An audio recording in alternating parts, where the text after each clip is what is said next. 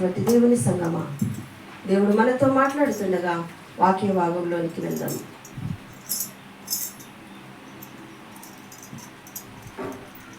మొదటి సమూయేలు గ్రంథము 29వ అధ్యాయం. మొదటి సమూయేలు గ్రంథము 29వ అధ్యాయం.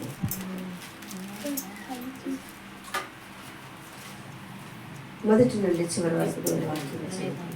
మొదటి సమూయేలు గ్రంథము 29వ అధ్యాయం మొదటి నుండి చివరి వరకు దేవుని వాక్యం చదువుకున్నాము. అంతలో ఫిలిష్తీయులు దండెత్తిపోయి అఫెకులో దిగియుండిరి.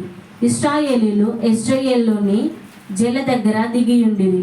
ఫిలిష్తీయుల సర్దారులు తమ సైన్యమును 100 మందిగాను 1000 మందిగాను వ్యూహపరచి వచ్చుచుండగా దావీదును అతడి జనులను ఆకీషుతో కలిసి దండు వెనుక తట్టున వచ్చుచుండిరి. ఫిలిష్తీయుల సర్దారులు ఈ హెబ్రీయులు ఎలా రావలెను అని ఆకీషును అడగగా అతడు, ఇన్ని దినములు ఇన్ని సంవత్సరములు నా యుద్ధ నుండిన ఇశ్రాయేలు రాజైన సౌలునకు సేవకుడగు దావీదు ఇతడే కాడా? ఇతడు నా యుద్ధ చేరిన నాట నుండి నేటి వరకు ఇతని యందు తప్పేమీ నాకు కనబడలేదని ఫిలిష్తీయుల సర్దారులతో అనెను. అందుకు ఫిలిష్తీయుల సర్దారులు అతని మీద కోపపడి, ఈ మనిషిని నీవు నిర్ణయించిన స్థలమునకు తిరిగి పోనిము. అతడు మనతో కలిసి యుద్ధమునకు రాకూడదు. యుద్ధమందు అతడు మనకు విరోధి అగునేమో. దేని చేత అతడు తన యజమానునితో సమాధానపడును? మన వారి తలను ఛేదించి తీసుకొని పోవుట చేతనే గదా అని తన యజమానునితో సమాధానపడును. సౌలు 1000 కొలదిగాను దావీదు 10,000 కొలదిగాను హతము చేసిరని వారు నాట్యమాడుచు గాన ప్రతిగానము చేయుచు పాడిన దావీదు ఇతడే కాడా అని అతనితో చెప్పింది. కాబట్టి ఆకీషు దావీదును పిలిచి, యెహోవా జీవముతోడు నీవు నిజముగా యథార్థ పరుడవై ఉన్నావు. దండులో నీవు నాతో కూడా సంచరించడం నా దృష్టికి అనుకూలమే. నీవు నా యుద్ధకు వచ్చిన దినము నుండి నేటి వరకు నీ యందు ఏ దోషమును నాకు కనబడలేదు గాని సర్దారులు నీ యందు ఇష్టము లేక ఉన్నారు. ఫిలిష్తీయుల సర్దారుల దృష్టికి నీవు ప్రతికూలమైన దాన్ని చేయకున్నట్లు నీవు తిరిగి నీ స్థలమునకు సుఖముగా వెళ్ళమని చెప్పగా దావీదు, నేనేమి చేసి తిని నా ఏలిన వాడవగు రాజా, నీ శత్రువులతో యుద్ధము చేయటకై నేను రాకున్నట్లు నీ యుద్ధకు వచ్చిన దినము నుండి నేటి వరకు నీ దాసుడనైన నాయను తప్పేమీ కనబడనని ఆకీషుని అడిగాను. అందుకు ఆకీషు, దైవదూత వలె నీవు నా దృష్టికి కనబడుచున్నావని నేను ఎరుగుదును. కానీ ఫిలిష్తీయుల సర్దారులు ఇతడు మనతో కూడా యుద్ధమునకు రాకూడదని చెప్పుచున్నాను. కాబట్టి ఉదయమున నీవును నాతో కూడా వచ్చిన నీ యజమానుని సేవకులను త్వరగా లేపవలను. ఉదయమున లేచి తెల్లవారగానే బయలుదేరిపోవలనని దావీదునకు ఆజ్ఞ ఇచ్చెను. కావున దావీదును అతని జనులను ఉదయమున త్వరగా లేచి ఫిలిష్తీయుల దేశమునకు పోవలనని ప్రయాణమైంది. ఫిలిష్తీయులు దండెత్తి ఇశ్రాయేలుకు పోయిరి. ఆమేన్. ఆమేన్. ప్రేమైనటువంటి దేవుని బిడ్డలారా, ఇక్కడ అంతలో ఫిలిష్తీయుల దండెత్తిపోయి ఆఫెకులో దిగి ఉండేరి. ఇశ్రాయేలీయులు యెజ్రెయేలులోని జల దగ్గర దిగి ఉండేరి. ఫిలిష్తీయుల సర్దారులు తమ సైన్యమును 100 మందిగాను 1000 మందిగాను వ్యూహపరిచి వచ్చుచుండగా దావీదు అతని జనులను ఆకీషుతో కలిసి దండు వెనక తట్టున వచ్చుచుండేది. ఫిలిష్తీయుల సర్దారులు ఈ హెబ్రీయులు ఎలా రావాలనని ఆకీషును అడగగా అతడు, ఇన్ని దినములన్నీ సంవత్సరములను నా యుద్ధ నుండి నా ఇశ్రాయేలీల రాజైన సౌలునకు సేవకుడగు దావీదు ఇతడే కాడా? ఇతడు నా యుద్ధ చేరిన నాట నుండి నేటి వరకు ఇతని యందు ఏది కూడా నాకు తప్పిదమేది కూడా నాకు కనబడదు. ప్రియమైనటువంటి దేవుని బిడ్డలారా, ఒక యుద్ధము జరుగుతూ ఉంది. ఫిలిష్తీయులకును ఇశ్రాయేలీలకును జరుగుతూ ఉన్నప్పుడు అక్కడ ఆకీష్ అనేటువంటి ఒక రాజు ఉన్నాడు. ఇశ్రాయేలు రాజు చనిపోయిన తర్వాత సౌలు రాజు దగ్గర సేవకుడైనటువంటి దావీదు మహారాజు ఆకీషు రాజు దగ్గరికి వచ్చి ఉన్నాడు. ఆకీష్ రాజు దగ్గరికి వచ్చినప్పుడు అక్కడ సర్దారులు దావీదును ఒప్పుకోవట్లేదు. అక్కడ ఉన్నటువంటి అధికారులు దావీదును, ఈ హెబ్రీయుడు మనతో ఎందుకు, ఈ హెబ్రీయుడు మనతో ఎందుకు, ఈ హెబ్రీయుడిని తిరిగి పంపించండి అంటా ఉన్నాడు. అక్కడున్న సర్దారులందరూ కూడా దావీదు మహారాజుని ఓర్చుకోలేకపోతూ ఉన్నారు.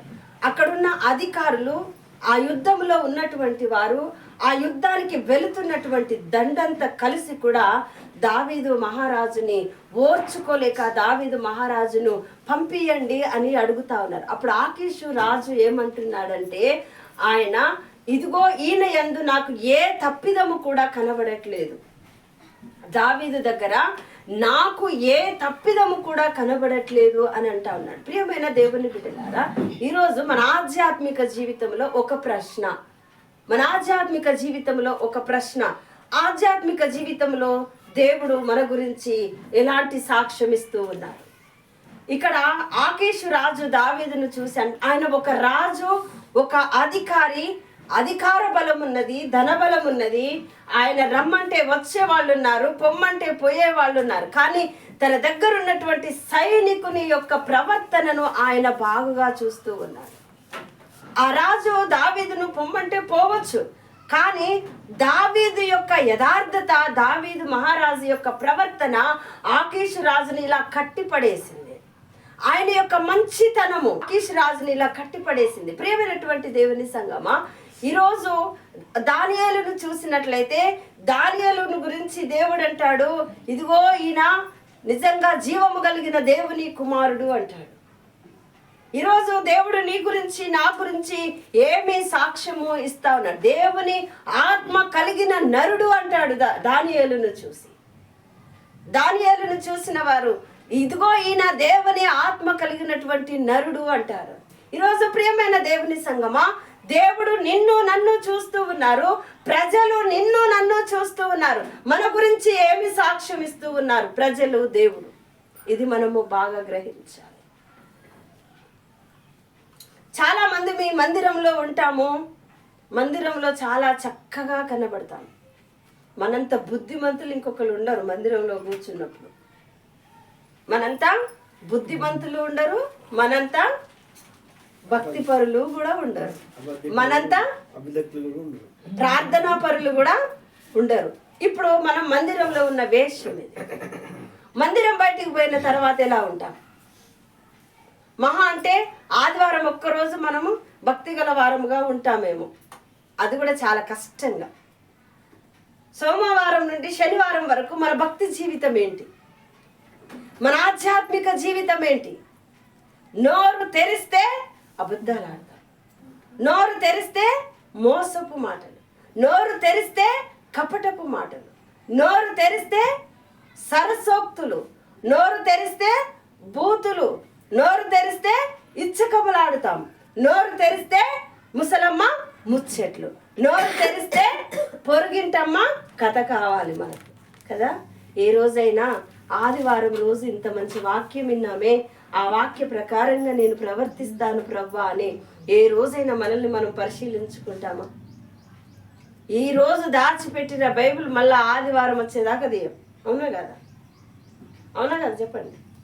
ఈ రోజు మళ్ళీ మందిరంలో నుండి తీసుకొని వెళ్ళిన పరిశుద్ధ గ్రంథాన్ని మళ్ళీ ఆ సెల్ఫ్లో పెట్టేస్తే మళ్ళీ ఆదివారం శనివారం అక్క ఫోన్ చేస్తుందేమో అని టక్క టక్క టక్క మళ్ళీ అన్నీ సపరేట్గా పెట్టుకుంటాం.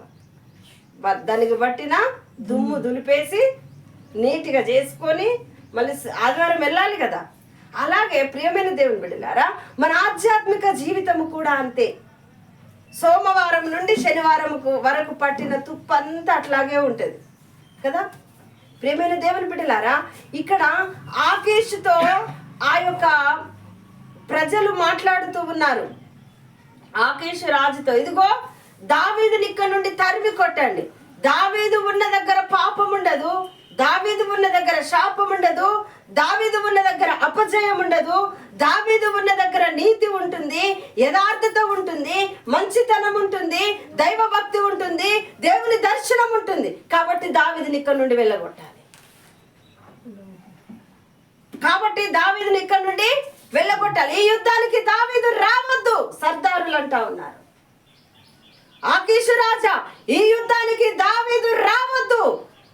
ఎందుకంటే దావీదు ప్రత్యక్షంగా దేవునితో మాట్లాడేటువంటి భక్తిపరుడు కాబట్టి. ప్రత్యక్షంగా దావీదు దేవుణ్ణి చూస్తున్నాడు.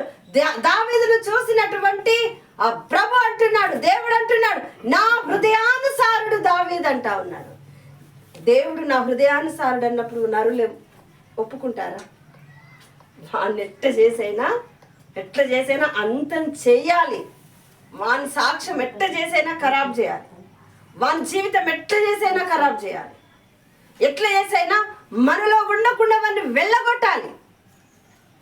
మంచితనం అనేది ప్రజల్లో ఉండవద్దు, దాన్ని సమూల నాశనం చేయాలి.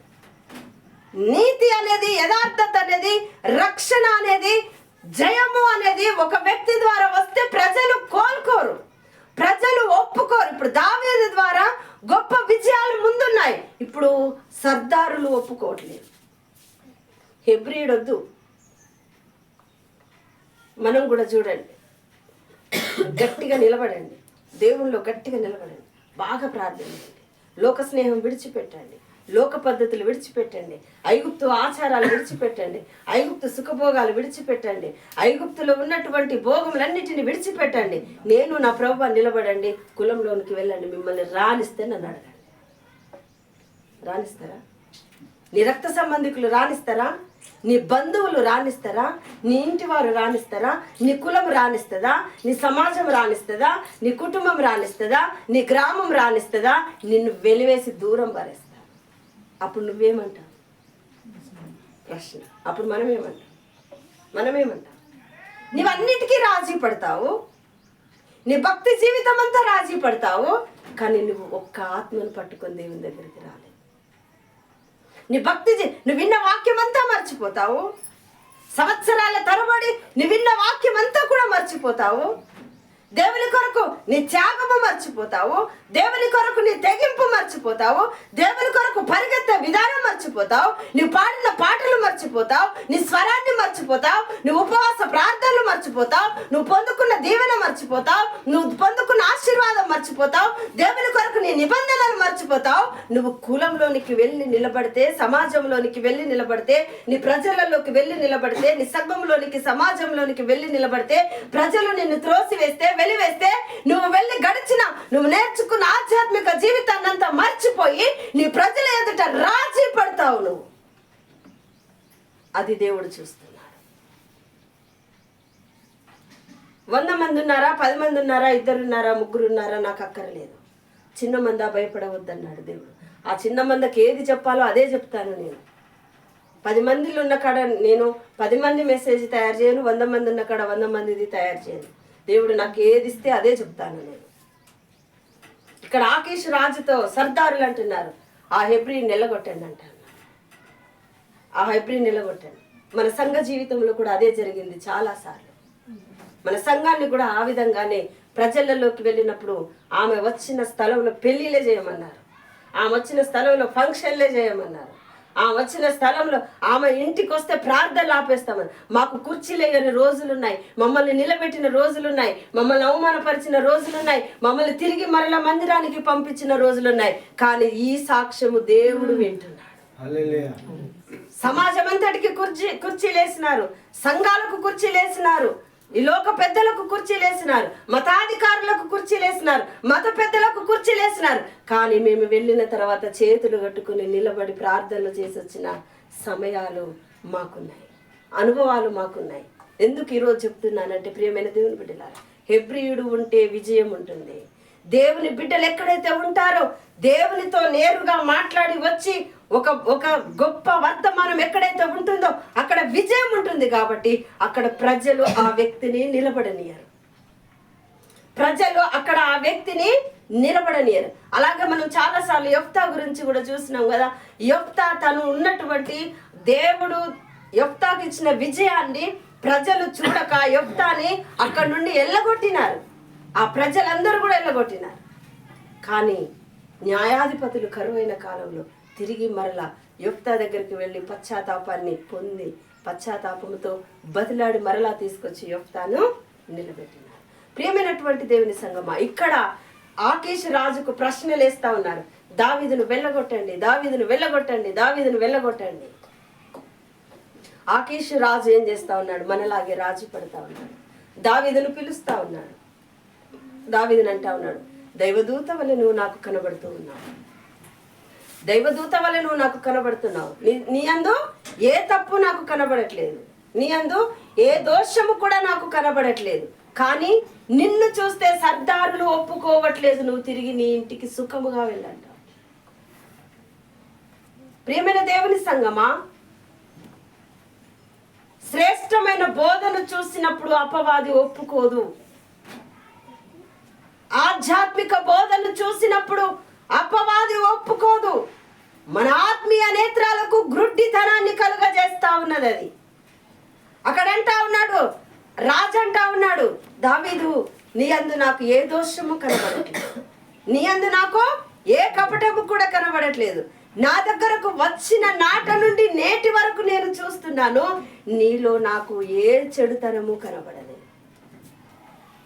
నన్ను బట్టి కాదు, సర్దారులను బట్టి నిన్ను ఇక్కడి నుండి పంపిస్తూ ఉన్నాను. ప్రియమైన దేవుని బిడ్డలారా, ఆధ్యాత్మిక జీవితంలో కూడా అనేక మార్లు ఎవరి కొరకో మన ఆధ్యాత్మిక జీవితాన్ని కోల్పోతాము, ఎవరి కొరకో మనము రాజీ పడతాము, ఎవరి కొరకో మన ఆధ్యాత్మిక జీవితాన్ని మనము నాశనానికి అప్పగించుకుంటాము. అక్కడ చూడండి, ఆకీషు రాజు గొప్ప దైవజనుడైనటువంటి, ప్రభువుతో మాట్లాడుతున్నటువంటి, నేరుగా ప్రభువుతో మాట్లాడగలిగిన అనుభవం ఉన్న దావీదు మహారాజును తన ఇంటిలో నుండి పంపిస్తూ ఉన్నాడు. ఏ రోజైనా పరిశుద్ధాత్మను నీ హృదయంలో నుండి పంపించినావా? ఒక్కసారి జ్ఞాపకం చేసుకో. ఏ రోజైనా నీ దైవజనులను కానీ, పరిశుద్ధాత్మను కానీ, సంఘాన్ని కానీ నీ హృదయంలో నుండి బయటకు పంపించినావేమో? ప్రియమైన దేవుని బిడ్డ, ఒక్కసారి జ్ఞాపకము చేసుకో. రాజీ పడి నీ ఇంటి వారికి భయపడో, నువ్వు సంఘానికి భయపడో, సమాజానికి భయపడో, కులానికి భయపడో, అధికారులకు భయపడో, మతాధికారులకు భయపడో, మత పెద్దలకు భయపడో, నువ్వే రోజైనా పరిశుద్ధాత్మ దేవుణ్ణి బయటికి పంపించినావేమో జ్ఞాపకము చేసుకో. ఇక్కడ ఆకీషు రాజయ్యుండి కూడా సర్దారుల భయంతో దావీదును పంపించారు. ప్రియమైన దేవుని బిడ్డ, పరిశుద్ధాత్మను దుఃఖ పెట్టవద్దు. మనం పరిశుద్ధాత్మను ఎప్పుడు కూడా మనము మన హృదయంలో నుండి బయటికి పంపించవద్దు. అదే దావీదు మహారాజు అంటాడు, అయ్యా నీ సన్నిధిలో నుండి నన్ను త్రోసివేయకు. ఏమంటా ఉన్నాడు? నీ సన్నిధిలో నుండి నన్ను త్రోసివేయకు. మనం అనగలుగుతామా? ఎప్పుడు అక్క వదిలేస్తే పారిపోదామా అన్నట్టు చూస్తాం కదా. మనం ఏమంటాం? 7 గంటలకే అవసరమా? 9 గంటలకే అవసరమా? 10 గంటలకే అవసరమా? పొద్దున్నైతే ఏం పనులు అయితే? అదే 7 గంటలకు ఒక ఉద్యోగం ఉన్నదంటే పోతారా పోరా చెప్పండి? వెళ్తారా వెళ్ళారా? అదే 7 గంటలకి చిన్న ఫంక్షన్ ఉన్నది అనుకోండి, వెళ్తామా వెళ్తామా? మరి 7 గంటలకు దేవుడు పిలిస్తే 7 గంటలకు దేవుడు పిలిస్తే ఆకీషు రాజులాగా పక్కకు పెట్టేసి, ఆకీషు రాజు దావీదుని పక్కకు పెట్టినట్లు మనం కూడా దేవుని సన్నిధిని, దేవుని ప్రత్యక్షతను, దేవుని ప్రభావమును పక్కన పెట్టి ఏం చేస్తాము? రాజీ పడతాము. ఏం చేస్తాము? అయ్యో నేను ఈ ఫంక్షన్కి వెళ్ళకపోతే వాళ్ళు ఏమనుకుంటారో, ఈ టైంకు నేను పనికి వెళ్ళకపోతే ఈరోజు నాకు కూలి రాదు, ఈరోజు జీవము దేవుడు ఇయ్యలేదనుకో, నువ్వే కూలి చేయలేవు, నువ్వే ఉద్యోగము చేయలేవు. అర్థమైందా? ఈరోజు దేవుడు నిన్ను, ఆయన కనుదృష్టి నీ మీద నా మీద లేకపోతే మనం ఏ పని కూడా చేయలేము, ఏది కూడా మనం చేయలేం. ప్రియమైన దేవుని బిడ్డలారా, అనుకుంటూ ఉన్నామేమో మెల్లగా ఆకీషు దావీదును పంపించినట్లు నీ హృదయంలో నుండి దేవుణ్ణి బయటికి పంపించి రాజీ పడుతున్నావేమో. ప్రియమైన దేవుని బిడ్డలారా, చిన్న చిన్న సాకులు పెట్టుకొని దేవుని సన్నిధికి దూరం కావద్దు. చిన్న చిన్న సాకులు పెట్టుకొని దేవుని సన్నిధిని కోల్పోవద్దు. ప్రియమైన దేవుని బిడ్డ, సంఘం యొక్క సహవాసం యొక్క ప్రాముఖ్యతను కోల్పోవద్దు. సర్దారుల భయము చేత ఆకీషు పరిశుద్ధుని యొక్క సహవాసాన్ని కోల్పోయినాడు. ఈరోజు మనం ఏ విధంగా ఉన్నాం? దేవుని సన్నిధికి మొదటి స్థానం ఇవ్వకుండా మనం ఏ పని చేసినా అందులో ఆశీర్వాదం ఉండదు, అందులో దీవెన ఉండదు. నీ రాబడి అంతా దీవించబడాలంటే, నీ కుటుంబం అంతా దీవించబడాలంటే, నీ కుటుంబం అంతా ఆశీర్వదించబడాలంటే, నీ కుటుంబం అంతా వర్ధిల్లాలంటే, నీ బిడ్డలు తరతరముల వరకు వర్ధిల్లే కృపలో ఉండాలంటే నీవు నీ యొక్క ఆధ్యాత్మిక జీవితంలో రాజీ పడవద్దు. సర్దారుల భయము చేత, ఈ లోకుల భయము చేత దేవుని సన్నిధికి దూరం కావద్దు ప్రియమైన దేవుని బిడ్డలారా. ఈ లోక బంధాల చేత దేవునికి దూరం కావద్దు ప్రియమైన దేవుని బిడ్డలారా. ఈ లోక స్నేహాల చేత దేవుని సన్నిధికి దూరం కావద్దు.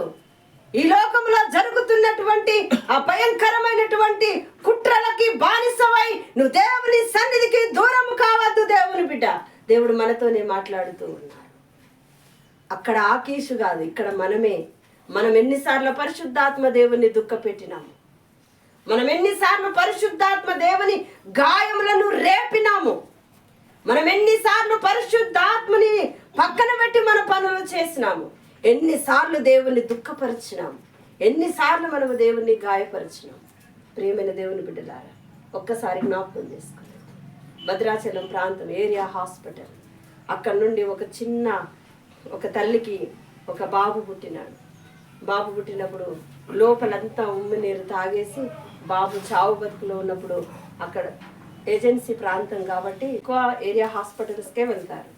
అయితే ఏరియా హాస్పిటల్కి వచ్చినారు. అక్కడ అన్ని రకాల ట్రీట్మెంట్లు చిన్న బాబుకు జరిగినాయి, అన్ని రకాల ట్రీట్మెంట్లు జరిగినాయి. తర్వాత బాబు ఇంకా కోలుకోకపోవడం వల్ల ఇక్కడ వరంగల్ ఎంజిఎంకి రెఫర్ చేసినారు. అంబులెన్స్లో ఎంజిఎంకు తీసుకొని వచ్చినారు. ఎంజిఎంలో కూడా చాలా రకాల ట్రీట్మెంట్ చేసినారు. ట్రీట్మెంట్ చేసిన తర్వాత 2 రోజుల తర్వాత బాబు చనిపోయినాడు.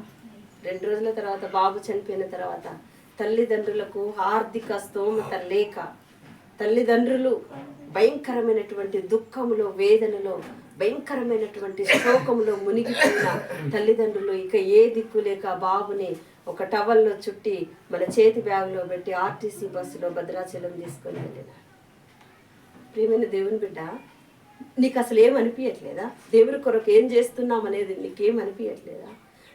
నీ బిడ్డలు బాగున్నారు, నీ కుటుంబం బాగుంది, భార్యాభర్తలు సుఖంగా ఉన్నారు, నీ కుటుంబం సంతోషంగా ఉంది, నీ కుటుంబం వర్ధిల్లుతూ ఉంది, నీ కుటుంబం మీద దేవుని కనుదృష్టి ఉన్నది, నీ కుటుంబం మీద దేవుని యొక్క కృప ఉన్నది, దేవుని యొక్క మహావాత్సల్యం ఉన్నది, నీ కుటుంబంలో జీవం ఉన్నది, నీ కుటుంబంలో ఆశీర్వాదం ఉన్నది. దేవుని విషయంలో ఎందుకు రాజీ పడుతూ ఉన్నావు? దేవుడు నీతోనే ఉదయకాల సమయంలో మాట్లాడుతూ ఉన్నావు. ప్రియమైన దేవుని బిడ్డలారా, ఆ బిడ్డను చుట్టుకొని ఆర్టీసీ బస్సులో మరలా ప్రయాణం చేస్తూ భద్రాచలం చేరుకున్నారు. ఈరోజు నీ పిల్లలు ఎంత సంతోషంగా ఉన్నారు నీ కండ్ల ఎదుట. దేవునికి ఏమి ఇవ్వగలుగుతావు నువ్వు? ఈరోజు నీ కుటుంబం ఎంత సంతోషంగా ఉన్నది, దేవునికి ఏమి ఇవ్వగలుగుతావు? ప్రియమైన దేవుని బిడ్డ, దేవుడు ఆకీషు రాజు వలె నీవు పరిశుద్ధాత్మ దేవుణ్ణి దుఃఖపెడుతూ ఉన్నావేమో, నేను దుఃఖపెడుతూ ఉన్నామేమో. ఆకీషు రాజు వలె మనము కూడా దేవుని సన్నిధిని దూరము పెడతా ఉన్నామేమో. ప్రజలు ఒప్పుకోవట్లేదని దావీదు మహారాజును మళ్ళీ సొంత ప్రజల మధ్యలోకి పంపించినాడు. నీవు కూడా పరిశుద్ధాత్మను ఆ విధంగా పంపిస్తూ ఉన్నావా?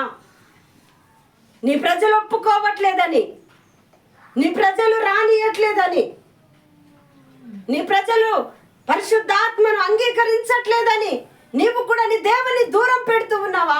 దేవుని సన్నిధిని దూరం పెడుతూ ఉన్నావా? దేవుని ఆత్మను దూరం పెడుతూ ఉన్నావా? ప్రియబిడ్డ, కాలము సమయము చాలా సమీపముగా ఉన్నది. కడపురం రోగగానే రెప్ప పాటున ప్రజలు ఎత్తబడతారు, రెప్ప పాటున ఎత్తబడతారు. అప్పుడు విడువబడిన వారి దుఃఖము, వేదన బహుభయంకరం. నేను కూడా ఆకీషు రాజు ఏ విధంగా దావీదును పంపించినాడు. పరిశుద్ధాత్మ మన హృదయంలో లేకుండా జీవిస్తూ ఉన్నావేమో. పరిశుద్ధాత్మ దేవుని యొక్క నిబంధనలు మన హృదయంలో లేకుండా జీవిస్తూ ఉన్నామేమో. పరిశుద్ధాత్మని యొక్క కృప మనలో లేకుండా ఆయన వాత్సల్యానికి మనము దూరముగా ఉంటున్నాము. ఆయన దయకు మనము దూరముగా ఉంటున్నాము. ఆయన కృపకు మనము దూరముగా ఉంటున్నాము. అయినా కూడా దేవుడు అంటున్నాడు, లోబడనొల్లని ప్రజల కొరకు దినమెల్లా చేజాపుతున్నాను అంటున్నాడు. ఎద్దు తన కామాందుని, గాడిద సొంతవాని దొడ్డి ఎరుగును. నా ప్రజలకు తెలివి లేదు. ఆకాశంతో బాధ పంచుకుంటున్నాడు దేవుడు, నా ప్రజలకు తెలివి లేదని. యెషయా గ్రంథం 1వ అధ్యాయం మొత్తం చదవండి, దేవుడు మీతో మాట్లాడతారు. ఇంటికి వెళ్ళిన తర్వాత చదవండి. నా ప్రజలకు తెలివి లేదు, ఆకాశముతో దేవుడు బాధ పంచుకుంటూ ఉన్నారు. ప్రియమైనటువంటి దేవుని బిడ్డలారా, ఈ ఉదయకాల సమయంలో దేవుడు మనతో మాట్లాడుతూ ఉన్నారు. ఆకీషు దావీదును పంపివేసినట్లు నీవు పరిశుద్ధాత్మ దేవుణ్ణి పంపివేస్తూ ఉన్నావా? ఆకీషు దావీదు యొక్క మంచితనం ఎరిగి కూడా పంపించినాడు. నీకు దేవుని యొక్క మంచితనము తెలుసు, దేవుని యొక్క ఔన్నత్యము తెలుసు, ఆయన పునరుద్ధాన బలము తెలుసు, ఆయన పునరుద్ధాన శక్తి తెలుసు, ఆయన పునరుద్ధాన జీవము తెలుసు, ఆయన పునరుద్ధానుడని తెలుసు, ఆయన మరణాన్ని గెలిచి తిరిగి లేచినాడని తెలుసు, మరణానికి ఓటమిచ్చినాడని తెలుసు. అయినా ప్రియ బిడ్డ, నీ హృదయంలో నుండి దేవుణ్ణి పక్కకు పంపించేశావా? నీ కుటుంబంలో నుండి దేవుణ్ణి పక్కకు పంపించేశావా? సంఘంలో నుండి దేవుణ్ణి పక్కకు పంపించేసినామా? ఒక్కసారి మనల్ని మనము పరిశీలనగా తెలుసుకోవాలి. ఒక్కసారి మనల్ని మనము పరిశీలనగా చూసుకోవాలి. ప్రియ బిడ్డ, దేవుని సన్నిధికి వచ్చినప్పుడు నీ ప్రవర్తన జాగ్రత్తగా చూసుకోవాలి. ప్రసంగి గ్రంథం 5వ అధ్యాయం 1వ వచనం. నీ దేవుని మందిరమునకు పోవునప్పుడు నీ ప్రవర్తన జాగ్రత్తగా చూసుకొని బుద్ధిహీనులు అర్పించినట్లుగా బలి అర్పించుట కంటే సమీపించి ఆలకించుట శ్రేష్టము. ఆమేన్. నీవు నీ దేవుని మందిరానికి వెళ్ళినప్పుడు నీ ప్రవర్తన జాగ్రత్తగా చూసుకోవాలి. ఏమంటా ఉన్నాడంటే, బుద్ధిహీనుడు అర్పించినట్లు బలి అర్పించుట కంటే సమీపించి ఆలకించుట శ్రేష్టము. నేను కానుకలు పంపిస్తున్నాలే, బుద్ధిహీనుడు. నేను ఫలానా దగ్గర ఉన్నాలే, బుద్ధిహీనుడు. సమీపించి ఆలకించాలి. ఎవరు శ్రేష్ఠులు? దేవుని మందిరంలోనికి వచ్చి హృదయాన్ని తెరిచి దేవుని వాక్యమును ఆ హృదయం అనే కుండలో పోసుకోవాలి. ఆ హృదయం అనే కుండలో దేవుని వాక్యం అనే విత్తనాలను మనము స్టోర్ చేసుకోవాలి. బుద్ధిహీనుడు అర్పించినట్లుగా బలి అర్పించుట కంటే సమీపించి ఆలకించుట శ్రేష్టము. బుద్ధిహీనతతోని దూరము నుండి బలులు అర్పించవద్దు. దూరం నుండి మీ సంఘానికి కానుకలు పంపిస్తున్నాము, అది ఒప్పుకునే సంఘము కాదు. దూరం నుండి మేము ఈ వస్తువు పంపిస్తాము, ఆ వస్తువు పంపిస్తాము, అట్లా అవన్నిటిని సంఘం ఒప్పుకోదమ్మా. సమీపించి ఆలకించాలి, అది శ్రేష్టము. ప్రియమైనటువంటి దేవుని బిడ్డలారా, బుద్ధిహీనుడు అర్పించే బలుల కంటే సమీపించి ఆలకించడము శ్రేష్టము. ఇక పాపకైతే, అమ్మాయికైతే బాబు పుట్టినాడు. అక్క మీ ప్రార్థనే మీ ప్రార్థనే మీ ప్రార్థనే. ఒక 3 నెలలు నా ప్రార్థన అయింది. నన్ను పొగడడానికి ఒక 3 నెలలు పట్టింది. ఈ 3 నెలల తర్వాత బాబుకి బర్త్డే రానే వచ్చింది. అక్క మీరు ఎంత ప్రార్థన చేస్తే అక్క నాకు కుమారుడిని దేవుడిచ్చినాడు, ఆ కానుకగా నేను మీ చర్చికి 2 కిలోల కేక్ పంపిస్తున్నాను అక్క. గట్టిగా చెప్పండి. మన బలులు దేవునికి కావాలా? నీ జీవిత చరిత్రనే దేవుడు తిప్పివేసినాడు. నీ జీవిత చరిత్రనే దేవుడు మార్చేసినాడు. నీ జీవిత చరిత్రనే దేవుడు ఆశీర్వాదకరంగా చేసినాడు. నీ వంశానికి వంశోద్ధారకునిస్తే నువ్వు దేవునికి ఇచ్చేదేంటి? నువ్వు దేవుడికి ఇచ్చేదేంటి?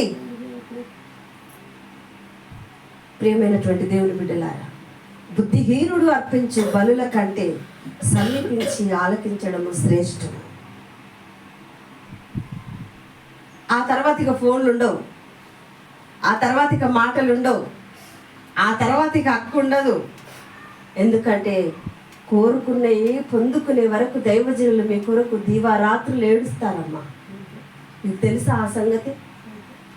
ఒక విషయము దైవజనుల దగ్గరికి వస్తే ఆ విషయంలో విజయం ఇవ్వమని దైవజనులు దీవారాత్రులు ఆ విజయము చూసే వరకు నిద్రపోరు. మీకు తెలుసా ఆ సంగతి? మీ కుటుంబము కొరకు కన్నీరు కారుస్తారు, మీ కుటుంబం కొరకు అంగలారుస్తారు, మీ కుటుంబం కొరకు ఏడుస్తూ ప్రార్థనలు చేస్తారు, ఉపవాసాలతో ప్రార్థన చేస్తారు, కనిపెట్టి ప్రార్థన చేస్తారమ్మా. కానీ పొందుకున్న తర్వాత సంఘం యొక్క కానుక 2 కేజీలకి దేవుని నామానికి ఎంత అవమానం చెప్పండి, దేవుని నామానికి ఎంత అవమానం చెప్పండి అది. అలాగే ఆకీషు దావీదును పంపిస్తూ ఉంటే ఎంత అవమానం చెప్పండి. ఒక గొప్ప యుద్ధ శూరుని యుద్ధంలో నుండి బయటికి పంపిస్తూ ఉన్నారు. విజయమును పొందుకున్న యుద్ధ శూరుని యుద్ధంలో నుండి బయటికి పంపిస్తూ ఉన్నారు. ఎంత అజ్ఞానం, ఎంత అజ్ఞానం అది. ప్రేమైన దేవుని బిడ్డ, ఈరోజు నీ ఎదుట గొప్ప దేవుని యొక్క సన్నిధి నీ ఎదుట ఉంటున్నప్పుడు సునాయాసంగా నువ్వు బయటికి పంపిస్తూ ఉన్నావు. అది నీకు క్షేమము కాదు ప్రియమైన దేవుని బిడ్డ. ఆకీషు దావీదును బయటికి పంపించినాడు. పరిశుద్ధాత్మే లేదు అక్కడ, ఇంకేముంది అక్కడ? పరిశుద్ధాత్మే లేదు అక్కడ, ఇంకేముంది అక్కడ? అలాగే దేవుని సన్నిధిని కూడా మన హృదయంలో నుండి, పరిశుద్ధాత్మ దేవుణ్ణి మన హృదయంలో నుండి బయటికి పంపిస్తే అంతా శూన్యమే బిడ్డ.